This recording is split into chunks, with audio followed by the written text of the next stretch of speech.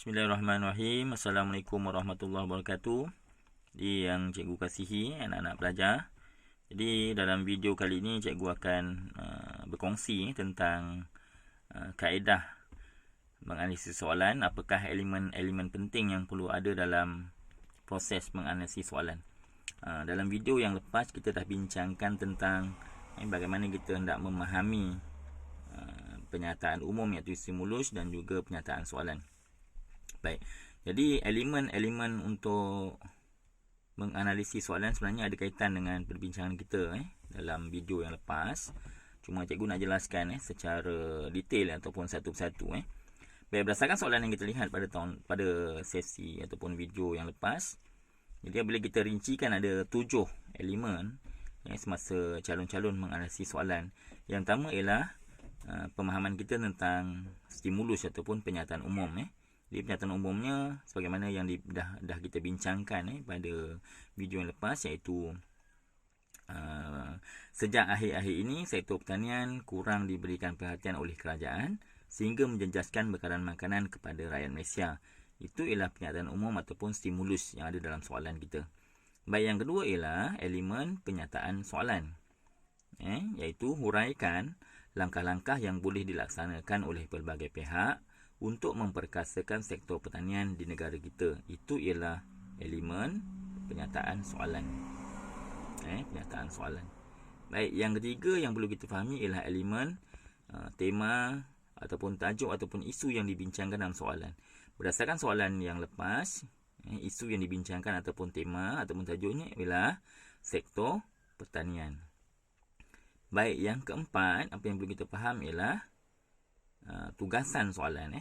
Apakah tugasan soalan ini? Baik, berdasarkan penyataan soalan kita dapat lihat soalan ini meminta calon untuk menulis karangan berkaitan dengan langkah-langkah langkah-langkah untuk memperkasakan sektor pertanian yang kita sebut pada video yang lepas, iaitu langkah-langkah ataupun usaha-usaha ataupun kaedah-kaedah untuk memajukan sektor pertanian.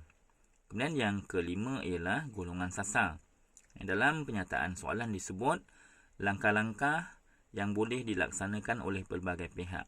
Jadi soalan ini minta calon kemukakan usaha-usaha untuk memajukan sektor pertanian ataupun langkah-langkah untuk memperkasakan sektor pertanian yang boleh dilakukan oleh pelbagai pihak. Cuma dalam penyataan umum ataupun stimulus kita dapat lihat sektor pertanian tadi diabaikan ataupun kurang diberikan perhatian oleh kerajaan.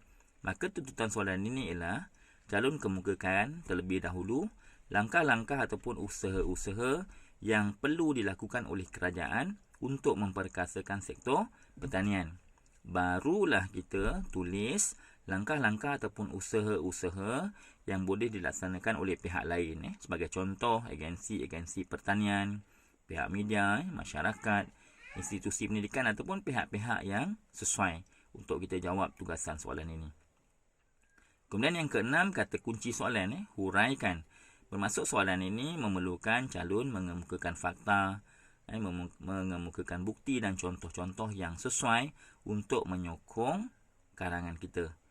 Dalam setiap penyataan langkah ataupun penyataan isi, perlu dikemukakan bukti-bukti fakta-fakta yang relevan, contoh-contoh yang sesuai supaya karangan kita menjadi lebih jelas, lebih kukuh, lebih konkret. Dan yang ketujuh ialah bentuk karangan. Jadi berdasarkan kata kunci tadi kita faham soalan kita berbentuk deskriptif, iaitu soalan jenis huraian. Apa maksud soalan deskriptif ataupun jenis huraian? Dalam jawapan calon mesti kemukakan ataupun menulis ayat-ayat yang penting ini. Yang pertama ada ayat isi, iaitu ayat yang menyatakan usaha ataupun langkah yang boleh dilaksanakan oleh pelbagai pihak tadi. Kemudian ada ayat huraian. Ada ayat huraian. Kemudian dimasukkan ayat contoh ataupun ayat bukti untuk menyokong isi, untuk menyokong huraian. Dan dituliskan juga ayat penegasan dalam perenggan isi sebagai ayat yang terakhir untuk menegaskan isi ataupun untuk menegaskan langkah-langkah yang telah kita kemukakan tadi. Baik, ini ialah 7 elemen yang perlu calon kuasai sebelum mula menulis karangan. Kalau kita gagal menguasai 7 elemen ini, kemungkinan besar kita akan tulis karangan, tetapi karangan yang kita tulis itu tidak memenuhi tuntutan tugasan soalan ataupun kehendak soalan yang sebenar. Jadilah karangan kita karangan yang mungkin karangan yang berpancar, tidak berfokus kepada kehendak ataupun tugasan soalan tadi. Jadi mudah-mudahan dengan perkongsian ini, cikgu harapkan calon-calon peperiksaan terutamanya SPM dapat menguasai kaedah menganalisis soalan dengan lebih baik, supaya anda dapat mengemukakan ataupun menulis karangan yang berkualiti, karangan yang cemerlang. Jadi sekian, kita akan sambung dalam video yang akan datang insya-Allah. Assalamualaikum warahmatullahi wabarakatuh.